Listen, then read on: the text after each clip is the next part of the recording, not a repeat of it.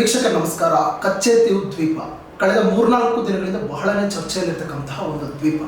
ಇದರ ಬಗ್ಗೆ ಸಾಕಷ್ಟು ಜನರಿಗೆ ಗೊತ್ತಿಲ್ಲ. ಯಾಕಂದ್ರೆ ಅಂದಿನ ಪ್ರಧಾನಿ ಇಂದಿರಾ ಗಾಂಧಿ ಅವರು ಇದನ್ನ ಶ್ರೀಲಂಕಾಗೆ ದಾನ ಮಾಡಿದಾಗ, ನಮ್ಮ ಲೋಕಲ್ ಭಾಷೆಯಲ್ಲಿ ಹೇಳಬೇಕಂದ್ರೆ ಒಂದು ಡೀಲ್ ಮಾಡಿದಾಗ, ಇವತ್ತು ಇದ್ದ ಹಾಗೆ ಮಾಧ್ಯಮಗಳು ಇರಲಿಲ್ಲ. ಮಾಧ್ಯಮಗಳಿಗೆ ಇಂದಿರಾ ಗಾಂಧಿಯ ವಿರುದ್ಧ ಮಾತನಾಡತಕ್ಕಂತಹ ಧೈರ್ಯ ಕೂಡ ಇರಲಿಲ್ಲ. ಕೆಲವೊಬ್ಬರು ಇದರ ವಿರುದ್ಧವಾಗಿ ಮಾತನಾಡಿದ್ರು ಕೂಡ ಅವರ ಬಾಯಿ ಮುಚ್ಚಿಸ್ತಕ್ಕಂಥ ಕೆಲಸವನ್ನು ಅವತ್ತಿನ ಪ್ರಧಾನಿ ಇಂದಿರಾ ಗಾಂಧಿ ಅವರು ಮಾಡಿದರು. ಈ ಸ್ವತಂತ್ರ ಸಿಕ್ಕ ಸಂದರ್ಭದಲ್ಲಿ ಅಂದಿನ ಮೊದಲ ಪ್ರಧಾನಿ ನೆಹರುವಿಂದ ಹಿಡಿದು ಇಂದಿರಾ ಗಾಂಧಿಯವರಿಗೆ ಮಾಡಿದಂತಹ ಕಿತಾಪತಿಗಳಿದೆಯಲ್ಲ, ಅದು ಸ್ವಾತಂತ್ರ್ಯ ಸಿಕ್ಕಿ 75 ವರ್ಷಗಳಾದರೂ ಕೂಡ ನಮ್ಮನ್ನು ಇವತ್ತಿಗೂ ಕೂಡ ಕಾಡ್ತಾನೆ ಇದೆ. ಇವರು ಮಾಡಿರ್ತಕ್ಕಂತಹ ಆ ಎಡವಟ್ಟುಗಳು ಒಂದೆರಡಲ್ಲ. ಪಾಕಿಸ್ತಾನಕ್ಕೆ ಪಿಒಕೆಯನ್ನು ಬಿಟ್ಟುಕೊಟ್ರು, ಚೀನಾಗೆ ಅಕ್ಸೈ ಚೀನಾನ ಬಿಟ್ಟುಕೊಟ್ರು. ಯಾಕೆ ಕೊಡ್ತಾ ಇದ್ದೀರು ಅಂತ ಕೇಳಿ ಪ್ರಶ್ನೆಯನ್ನು ಮಾಡಿದರೆ, ಇದು ಬರಡು ಭೂಮಿ, ಇದರಿಂದ ಭಾರತಕ್ಕೆ ಏನು ಲಾಭ ಇಲ್ಲ, ಅಲ್ಲಿ ಏನು ಬೆಳೆಯೋದಿಲ್ಲ, ಕೊಟ್ಬಿಡೋಣ ಅಂತ ಉಡಾಫೆಯ ಉತ್ತರವನ್ನು ಕೊಟ್ಟಿದ್ರು. ಆದರೆ ಇವತ್ತು ಆ ಎರಡು ದೇಶಗಳು ಅಲ್ಲೇ ನಿಂತುಕೊಂಡು ಭಾರತದ ವಿರುದ್ಧ ಕುತಂತ್ರವನ್ನು ಮಾಡ್ತಾ ಇದೆ. ಈ ಕಚ್ಚೆತಿವ್ ದ್ವೀಪದ ವಿಚಾರ ಕೂಡ ಹಾಗೇನೆ.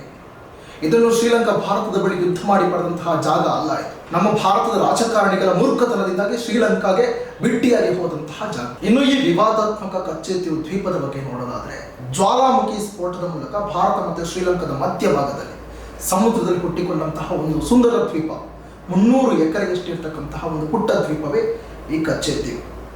ನಿಜ ಹೇಳಬೇಕಂದ್ರೆ ಇದು ಭಾರತದ ಸಾಗರ ಗಡಿ ನಿಯಂತ್ರಣ ರೇಖೆಯ ಒಳಗೆ ಇರತಕ್ಕಂಥ ಪ್ರದೇಶ. ಹಾಗಾಗಿ ಇದರ ಅಧಿಕಾರ ಸಂಪೂರ್ಣವಾಗಿ ಭಾರತಕ್ಕೆ ಸೇರಬೇಕು. ಆದರೆ ಶ್ರೀಲಂಕಾ ಪದೇ ಪದೇ ಇದರ ಪರವಾಗಿ ಖ್ಯಾತಿಯನ್ನು ತೆಗಿತಾನೆ ಇತ್ತು. ಅಂದಿನ ಪ್ರಧಾನಿ ನೆಹರು ಅವರು ಕೂಡ ಆ ಪುಟ್ಟ ಪ್ರದೇಶ ನಮಗೆ ಯಾಕೆ ಅಂತ ಹೇಳಿ ಉಡಾಪೆಯ ಉತ್ತರವನ್ನು ಕೊಡ್ತಾನೆ ಬಂದಿದೆ. ಬಟ್ 1976ರವರೆಗೆ ಆ ಪ್ರದೇಶ ಭಾರತದ ಜೊತೆನೇ ಇತ್ತು. ಭಾರತದ ಮೀನುಗಾರರು ಅಲ್ಲಿ ಹೋಗಿ ಬರ್ತಾ ಇದ್ರು. ಭಾರತ ಸೇನೆಯ ಹಿಡಿತದಲ್ಲೇ ಇತ್ತು.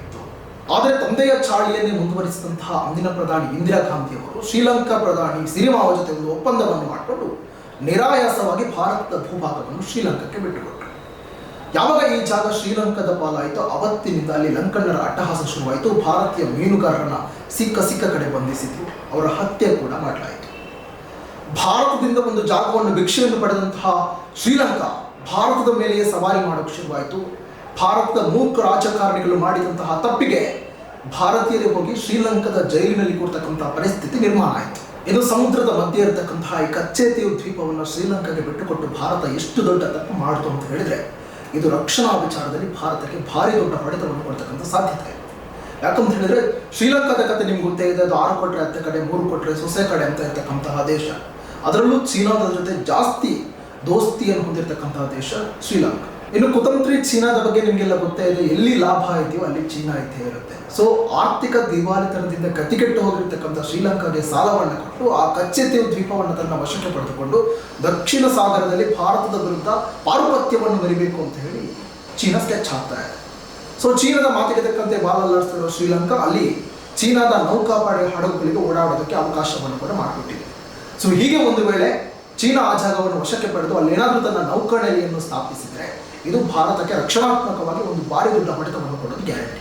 ಸೊ ನಮ್ಮ ದೇಶದ ನೆಲವನ್ನು ಅಯೋಗ್ಯರಿಗೆ, ನಂಬಿಕೆ ದ್ರೋಹಿಗಳಿಗೆ ದಾನವನ್ನು ಮಾಡಿದರೆ, ವಿಷಸರ್ಪಕ್ಕೆ ಹಾಲನ್ನು ಕೊಟ್ಟರೆ ಒಂದಲ್ಲ ಒಂದು ದಿನ ನಮಗೆ ಉಲ್ಟಾ ಹೊಡೆದೇ ಹೊಡೆಯುತ್ತೆ ಅನ್ನೋದಕ್ಕೆ ಸ್ಪಷ್ಟ ನಿದರ್ಶನ ಈ ಕಚ್ಚೆತಿವ್ ದ್ವೀಪ. ಅವತ್ತು ನಮ್ಮ ಭಾರತದ ಮೂರ್ಖ ರಾಜಕಾರಣಿಗಳು ಮಾಡಿದ ತಪ್ಪಿಗೆ ಮುಂದೊಂದು ದಿನ ಭಾರತ ಇದರಿಂದಾಗಿ ದೊಡ್ಡ ಬೆಲೆಯನ್ನು ತಿರ್ತಕ್ಕಂಥ ದಿನ ಬರಬಹುದು ಅಂತಕ್ಕಂಥದ್ದು ನಮ್ಮ ಅಭಿಪ್ರಾಯ.